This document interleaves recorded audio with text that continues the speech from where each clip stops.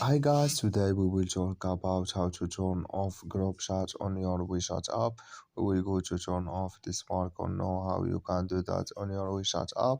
All you have to do, you just go down here, you click here on me, then it's going to take you to the next window here, and you just click here on settings.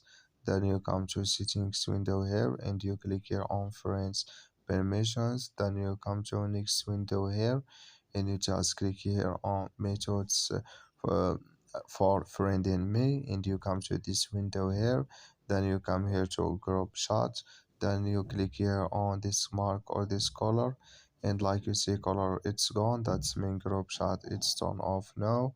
So that's all. I wish now you I get it, you just follow these ways and it's going to work with you.